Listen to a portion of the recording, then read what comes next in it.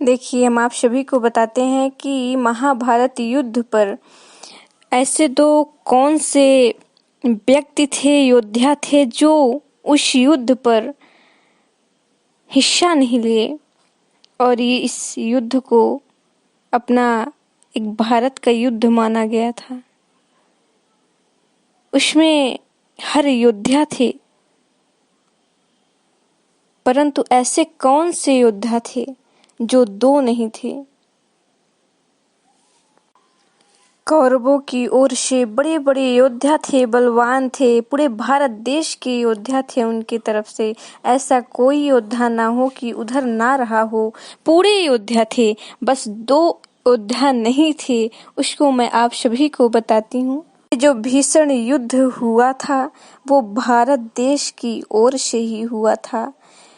बस राक्षसों का वध करने, जो इस दुनिया को, इस संसार को समझता ना हो, जो हमेशा गलत मार्ग पर चलता हो, बस उन्हीं को दंड देने के लिए पूरे जो भी योद्धा थे अपने भारत देश के, वो बल्कि कौरवों को छोड़कर पांडवों की ओर आ गए थे युद्ध करने। यवन, अमेरिका, ग्रीक, यूनियन, ऐसे सारे योद्धा जो थे, तो ये सब कौरव की ओर के खिलाफ सीधे पांडवों की ओर लड़ रहे थे। और इस युद्ध में जो सबसे शक्तिशाली सेना थी वो थी भगवान श्री कृष्ण जी की नारायणी सेना। नारायणी सेना, और ये जो नारायणी सेना थी वो भी कौरवों की ओर से लड़ रही थी, और इधर जो पांडवों की ओर से वो सिर्फ थे, जो भी थे वो सिर्फ भगवान श्री कृष्ण जी थे। भगवान श्री कृष्ण की जो नारायणी थी वो खेल रही थी। और आप सभी को तो पता है कि कौरवों की ओर कितनी सारी सेनाएं थी, और इधर सिर्फ पांडवों की ओर भगवान श्री कृष्ण जी थे, और जो उनके प्रिय मित्र थे सिर्फ वो थे। परंतु इतनी सेना होते हुए कौरवों के पास भी वो हार गए, और इधर जीत हुई भगवान श्री कृष्ण पांडवों की, क्योंकि उधर भगवान श्री कृष्ण स्वयं साक्षात विष्णु जी थे, भगवान जी थे। तो उनकी जीत होती ना तो किसकी होती? क्या धर्म युद्ध पर बल्कि धर्म की ही विजय होती है, अधर्मों की नहीं। और वो दो योद्धा कौन थे जो शामिल नहीं थे? भगवान श्री कृष्ण जी के बड़े भैया बलराम जी, जो साक्षात नाग देवता के अवतार हैं। और दूसरे कौन थे? जो भगवान श्री कृष्ण जी की पत्नी थी रुक्मिणी जी, उनके बोझ भरे वो भाई जो रुक्मी थे। ये दो योद्धा इस भीषण रण क्षेत्र पर नहीं थे। अब बलराम जी इस युद्ध पर क्यों नहीं थे? क्योंकि दुर्योधन और भीम को बलराम जी गदा युद्ध उन दोनों को शिक्षा दी थी, वो स्वयं गुरु बने थे।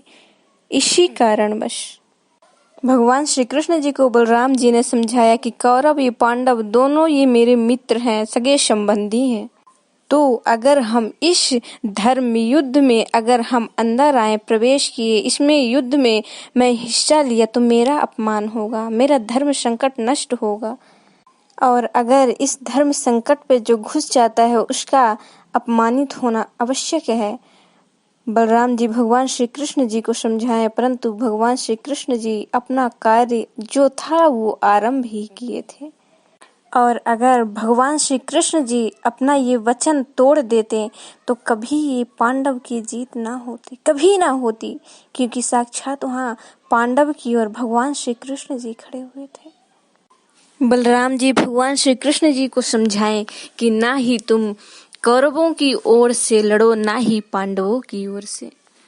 उसके बाद जब युद्ध होना ही था, उसके पूर्व पश्चात बलराम जी पांडवों के शिविर पर गए।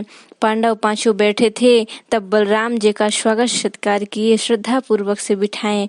और उसके बाद बलराम जी युधिष्ठिर जी के शिविर पर जाते हैं, कक्ष पर, और उन्हें कहते हैं कि मैं कृष्ण को बहुत समझाया, परंतु वो मानता ही नहीं है कि इस युद्ध पर वो भाग ना लें, क्योंकि ये कौरवों के साथ अधर्म होगा। इसलिए क्योंकि ये दोनों जो हैं वो मेरे सगे संबंधी हैं। मैं भीम को भी और दुर्योधन को भी शिक्षा दिया हूँ, वो मेरे दोनों शिष्य हैं। इसलिए तो युधिष्ठिर जी कहते हैं कि अगर आप चाहते हैं कि कौरवों की के साथ ऐसा ना हो तो आप कौरवों की ओर से श्रद्धा पूर्वक से युद्ध कर सकते हैं। मुझे कोई प्रॉब्लम नहीं होगी, कोई ईर्ष्या नहीं होगी। मुझे पता है कि आप धर्म का ही साथ देंगे, अधर्म का नहीं। मुझे आपके दृष्टिकोणों से पता चलता है।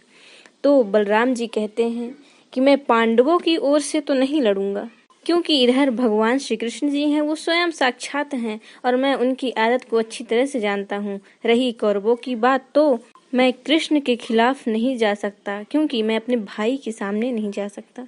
आप सबकी बुद्धि भ्रष्ट हो गई है, आप कुरुवंशी पर युद्ध कर रहे हैं, परंतु मैं ऐसा नहीं कर सकता हूँ।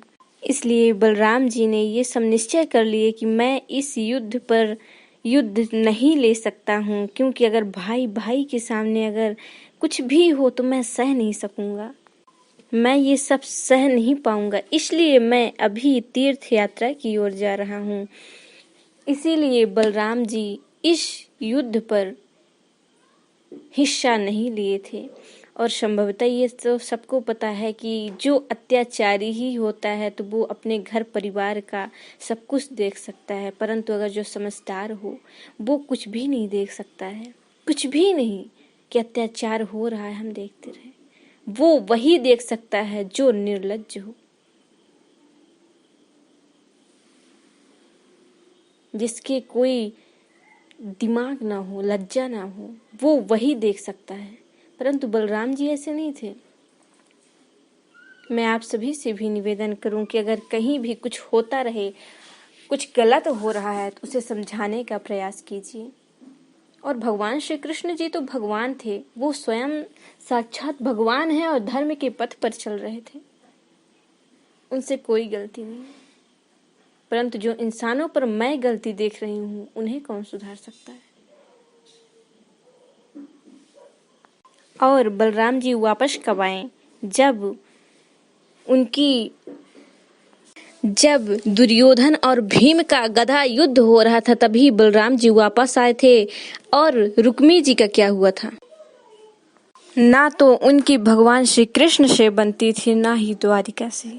इसलिए वो इस युद्ध पर हिस्सा नहीं लिए थे और ना ही हस्तिनापुर के साथ, दुर्योधन के भी साथ नहीं बनती थी। इसी कारण रुक्मी जी ने इस युद्ध पर भाग नहीं लिया था। तो आप सभी को समझ आ गया